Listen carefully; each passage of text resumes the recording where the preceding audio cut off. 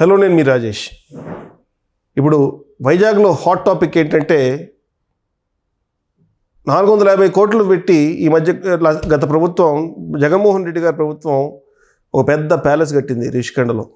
ఆ రిషికొండ ప్యాలెస్ని రీసెంట్గా చంద్రబాబు నాయుడు గారు విజిట్ చేసి ఆయనే ఆశ్చర్యపోయారు. అసలు ఆ ప్యాలెస్ని ఏం చేయాలో అర్థం కాలే పరిస్థితుల్లో ఆయన ఉన్నారు. అసలు ఏం చేయాలి, దాన్ని ఎట్లా వాడుకోవాలి ఏందనే దానిపై కన్ఫ్యూజన్లో ఉన్నారు. ఇప్పుడు లేటెస్ట్గా అది అమెరికన్ ఎంబసీకి ఇచ్చే ఛాన్స్ ఉందనే ఒక వార్తలు అయితే వస్తున్నాయి. అసలు ఏంటి, అసలు ఏం చేయబోతున్నారు, అసలు ఆ నిర్మాణం కాస్ట్ ఎంత, దాన్ని అసలు ఎందుకు నిర్మించారనే దానిపై పూర్తి సమాచారం మనతో అందించడానికి సీనియర్ రాజకీయ విశ్లేషకులు జగదేవ్ గారు మనతో ఉన్నారు. ఆయన అడిగి మరి అన్ని విషయాలు తెలుసుకుందాం. నమస్తే జగదేవ్ గారు. నమస్తే అండి. ఇప్పుడు రిషికొండ ప్యాలెస్ అనేది పెద్ద హాట్ టాపిక్ అయిపోయింది. తలనొప్పిగా మారింది అనుకోవచ్చు ఒక రకంగా. ఎందుకంటే అన్ని వేల కోట్లు పెట్టి కట్టిన ప్రాజెక్టు మన రీసెంట్గా ముఖ్యమంత్రి గారు కూడా విజిట్ చేస్తే ఆయన కళ్ళు చెదిరిపోయినాయి. అసలు ఏంటిది, అసలు ఏం చేయాలి, దీన్ని ఎట్లా వాడుకోవాలి, దేనికి వాడాలి అనే దానిపై ఆయన పెద్ద కన్ఫ్యూజన్లో పడిపోయారు. ఇప్పుడు రీసెంట్గా మనకు వస్తున్న వార్తల ప్రకారం దాన్ని యుఎస్ ఎంబసీకి ఇచ్చే ఛాన్సెస్ ఉన్నాయి అన్నట్లు ఒక వార్తలు అయితే వస్తున్నాయి. అది దీన్ని ఏ రకంగా చూడొచ్చు, మనం ఎట్లా విశ్లేషించవచ్చు దీన్ని? మొదటిది, ఈ ఋషికొండ ప్యాలెస్ నిజంగా మ్యాన్షన్ అనాలేమో, అంటే రాజభవంతులు ఎలా ఉంటాయో ఒకప్పుడు ఆ మాదిరిగా మొత్తం బీభత్సంగా కట్టారు. దానికి రీసెంట్గా ఇప్పుడు అసెంబ్లీలు కూడా, శాసన మండలిలు కూడా చర్చోపచర్చలు, వాగ్యుద్ధం జరుగుతుంది. అంటే ఒక స్క్వేర్ ఫీట్కి 26,000 వెచ్చించారట. 26,000 రూపాయలు. ఇంకా చిన్న చితకా పనులు ఉన్నాయి. అదే కాకుండా నేషనల్ మీడియాలో కూడా వచ్చింది ఏంటంటే, ఒక బాత్ టబ్కే 3.5 లక్షలు వాడారని, ఒక వెస్ట్రన్ కమోడ్కే అదంతే 1,50,000 అంతా వాడారు. బాత్ టబ్ 13 లక్షలు ఏదో సంథింగ్, అన్ని ల్యాక్స్లోనే.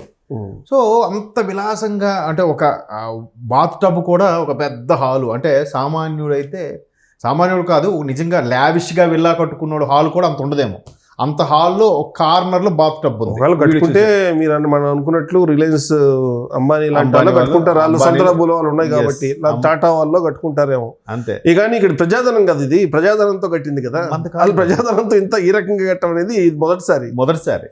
సో దాని మీద అసలు చాలా జరిగాయి. వాళ్ళు 3 రాజధానులు అని చెప్పి డ్రాగ్ చేశారు. తర్వాత రాజధాని అక్కడ భవంత్ అయిపోతే ముఖ్యమంత్రి జగన్మోహన్ రెడ్డి గారు ఉండడం కోసమే కట్టారు అప్పుడు ముఖ్యమంత్రి అన్నట్టుగా కూడా వార్తలు వచ్చాయి. ఎట్టకేలకు వాళ్ళ ఓవర్ యాక్షన్ అవనండి, ఏదవనివ్వండి, అరాచకం అవనండి, ఇంక వాళ్ళనే దింపేసింది.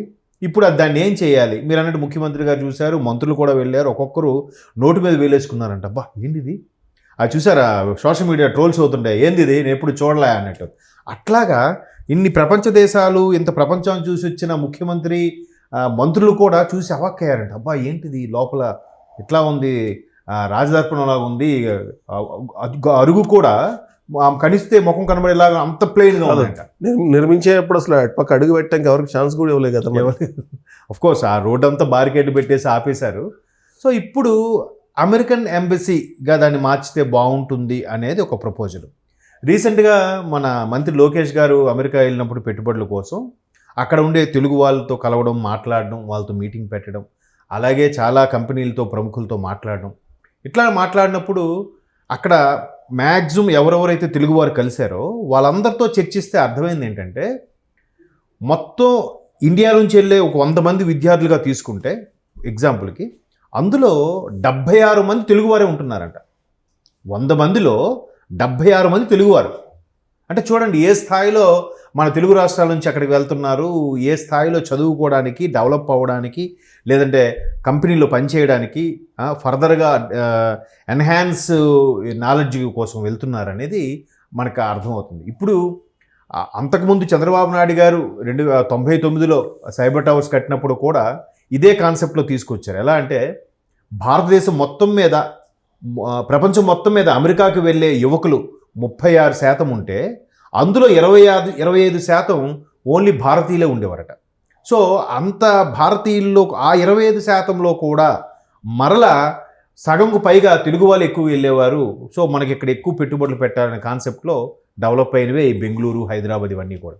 సో ఇప్పుడు కూడా మన తెలుగువారే, తెలుగు విద్యార్థులే ఎక్కువగా అక్కడికి వెళ్ళి ప్రాధాన్యత చూపిస్తున్నారు. కాబట్టి ఖచ్చితంగా అమెరికన్ ఎంబసీ అనేది ఒకటి స్టార్ట్ చేయాలి, ఒక వీసా ప్రాసెస్ సెంటర్ అనేది పెట్టాలి అనే ప్రపోజల్ ఉంది. ఇది ఆల్రెడీ అక్కడ ప్రముఖులతో కూడా మాట్లాడి సిద్ధం చేశారు.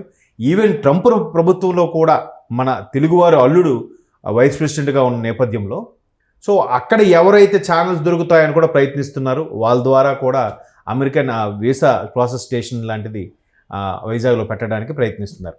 సో వైజాగ్లో పెట్టడానికి ఎందుకంటే ఆల్రెడీ భోగాపురంలో ఎయిర్పోర్ట్ రాబోతుంది. ఐటీ హబ్గా కూడా విశాఖపట్నంలో డెవలప్ చేయాలని ప్రపోజల్లో ఉన్నారు. ఈవెన్ మంత్రివర్గ తీర్మానంలో కూడా ఐటీ హబ్గా విశాఖపట్నం తయారు చేయాలి, అమరావతిని క్యాపిటల్గా చేయాలి అని నిర్ధారణకు వచ్చారు. సో అక్కడ పెడితే బాగుంటుంది అనే ఆలోచన ఎలాగో ఉంది కాబట్టి ఈ ప్యాలెస్ ఏదైతే రిషికొండ ప్యాలెస్ భారీ భవంతిగా ఉంది. అండ్ మోరోవర్ మొత్తం వైట్ పెయింటింగ్ అది చేయడం, అమెరికన్ వైట్ హౌస్ ఏదైతే కలర్ ఉంటుందో కలర్ కూడా అదే కలర్ కూడా ఉండడం. సో ఆ సీ వ్యూ వైజాగ్ అందాలు చాలా బాగుంటుంది. ఇది అమెరికన్ దాన్ని ఏమంటారు ఎంబసీకి అయితే బాగుంటుందనే ప్రపోజల్ అయితే ఉంది. అంటే ఉన్న వాటిని ఎలాగ యూటిలైజ్ చేసుకోవాలి అనేదే ఎప్పుడైనా ప్రభుత్వాలు ఆలోచించాలి. అది గొప్ప విషయం. ఈవెన్ ఆయన ఏదో కట్టాడు కదా కూలగోసేద్దాం, ఆయన ఏదో పెట్టాడు కదా అని పడగొట్టేద్దాం అనే తలంపు అయితే ఈ ప్రభుత్వానికి లేదు. ఎందుకంటే కర్నూలు ఎంత పడగొట్టినా కొండవతి తీసుకొచ్చి పెట్టలేరు కదా. అంటే ఈ దుర్మార్పు ఆలోచన అనమాట. అప్పుడు చూసారు ప్రజావేదిక కూల్చేశారు, అది కూడా ప్రజాధనమే కదా. సో అది ఉంటే దాన్ని ఇంకో రకంగా వాడుకోవచ్చు కదా. అక్కడ ఉన్న సెక్యూరిటీ వాళ్ళకో లేదంటే సెక్రటరియట్ ఎంప్లాయీస్ ఉండడానికో లేదంటే ఈయనకి ఒక సెక్యూరిటీ ఎక్కువ కదా, అందరికీ ఒక 20 మంది ఉంటే నీకు 30 మంది 50 మంది ఉండేవారు. సో వీళ్ళందరూ అక్కడ స్టే చేయడానికైనా పనికి వచ్చేదిగా ప్రజావేదిక, దాన్ని అనవసరంగా కూల్చేశారుగా. సో ఇప్పుడు బాబు గారు ఏం చేస్తున్నారు, కర్నూలు ఏదైతే ఆయన జ్యుడిషియల్ క్యాపిటల్ అన్నాడో సరే హైకోర్టు కర్నూలులో పెడితే ఎలా ఉంటుందని కూడా నిన్న చర్చలో ఈ రోజు కూడా చర్చ నడిచింది. హైకోర్టు పెంచి పెట్టాలని ఒక తీర్మానం కూడా చేశారు. కేబినెట్ లో తీర్మానం అయింది. ఈ రోజు బిల్ పెట్టారు. అంటే ఉన్నదాన్ని యూటిలైజ్ చేసుకోవడం ఎలాగా. సరే దాన్ని ఏమంటే డెవలపింగ్ బైఫర్కేషన్లో భాగంగా క్యాపిటల్ ఒక దగ్గర, ఐటీ క్యాపిటల్ అని ఒక దగ్గర, లేదంటే కమర్షియల్ క్యాపిటల్ అని ఒక దగ్గర, జ్యుడిషియల్ క్యాపిటల్ ఒక దగ్గర బైఫర్కేట్ చేయడం వల్ల రాష్ట్రం నలువైపులా కూడా డెవలప్ చెందుతుంది. ఒక్కసారి ఆ డెవలప్ అయిన తర్వాత వాటి మధ్యలో ఎక్స్ప్రెస్ హైవేలు కానీ పడాయంటే ఇంకా అద్భుతంగా ఉంటుంది. ప్రతి ఒక్కరు కూడా ఆ ఫలాలు అందుతాయి. అది బాబు గారి యొక్క విజన్. ఈయన అసలు ఉన్నది పడగొట్టేసి ఎన్టీఆర్ యూనివర్సిటీని తీసి వైఎస్ఆర్ యూనివర్సిటీని పెట్టేసి అవసరమా? ఉన్నది సరే ఎవరైతేనే ఆ గత ప్రభుత్వం చేసింది దాన్ని ఎలా సద్వినియోగం చేసుకోవాలి, దాన్ని మిస్యూజ్ అవ్వకుండా ప్రజలకు మరలా ఎలా అందించాలనేది ఆలోచించాలి. అంతేగాని ఊరికే కక్షగడ్డం వల్ల వాళ్ళకే కాదు ప్రజలు నష్టపోతున్నారు, రాష్ట్రం నష్టపోయింది. 10 ఏళ్ళు కాదు 20 ఏళ్ళు వెనక్కి వెళ్ళిపోయింది. ఎంత ప్రజాధనం. ఒక వ్యక్తి మీద నువ్వు టార్గెట్ పెట్టుకుని రాష్ట్రాన్ని నాశనం చేసావు. కేవలం పోనీ అది కూడా ఏంటి, నీ ఆస్తులు తీసుకున్నాడా లేదంటే ఫ్యాక్షనిజం గొడవలు ఉన్నాయా, ఏమున్నాయండి? కేవలం ఆయన టార్గెట్ చేసి ఆయన అనాలి, ఆయన అరెస్ట్ చేయాలి అనే ఉద్దేశంలో అంతటిని సర్వనాశనం చేసేసేలా పరిస్థితి వచ్చింది. ఇంకా అటు వెళ్తే మళ్ళీ మూడ్ ఆఫ్ అయిపోతుంది ఎవరికైనా సరే. సో ఋషికొండ మీద చక్కగా కట్టిన దాన్ని అమెరికన్ ఎంబసీకి అయితే బాగుంటుంది. అండ్ మోర్ ఓవర్ వాళ్ళ రేంజ్కి అది చాలా సూటబుల్గా ఉంటుందని కూడా చాలామంది ప్రపోజ్ చేశారంట. ఇంకా మంత్రివర్గంలో తీర్మానం తీసుకుంటే ఆ ఎంబసీ కానీ వచ్చేలా ఏర్పాట్లు కూడా చేసుకుంటారు నెక్స్ట్ ఫర్దర్గా. Okay right, thank you.